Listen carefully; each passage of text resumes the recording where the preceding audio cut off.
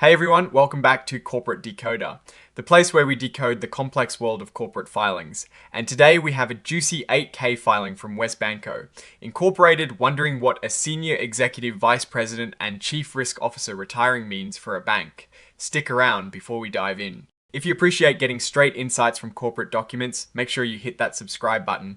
We also have a Discord community linked in the description below where you can chat with fellow corporate enthusiasts. Alright, let's get straight to it. This is a current report, meaning something important just happened, and it is being announced it is filed with the US Securities and Exchange Commission, or SEC as it is commonly known. This report is about a change in leadership at WESBANCO Incorporated. The big news here is that Michael L. Perkins, who holds a pretty significant title as the company's Senior Executive Vice President and Chief Risk Officer, has told the board he is going to retire. Now, this isn't happening tomorrow. His retirement is set for the 30th of June of next year, 2026. What is interesting is that the company expects to work out a separation agreement with him.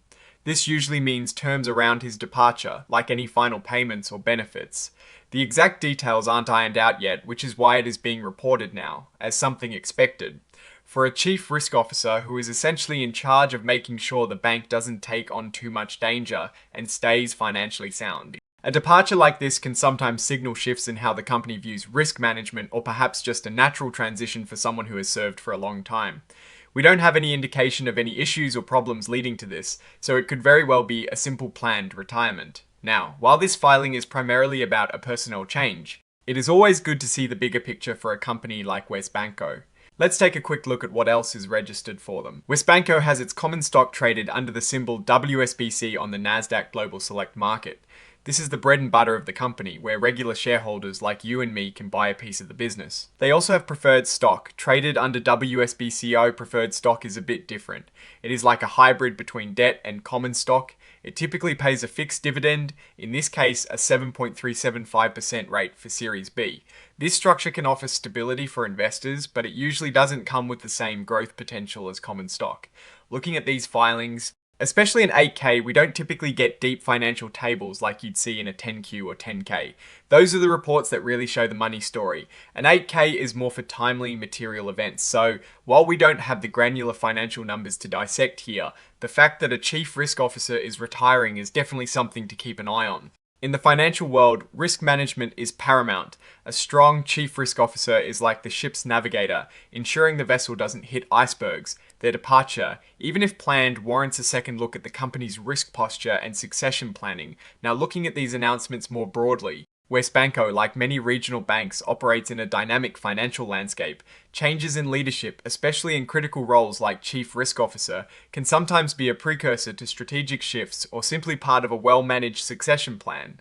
Without more specific financial data in this particular filing, it is hard to draw definitive conclusions about the company's overall health based solely on this report.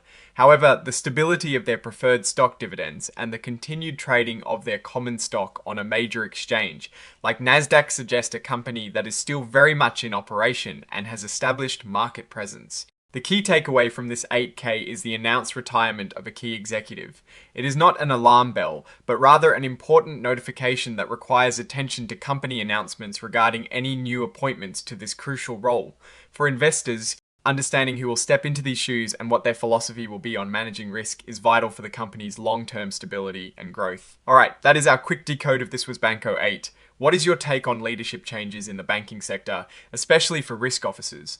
Do you think it signals anything important? Drop your thoughts in the comments below.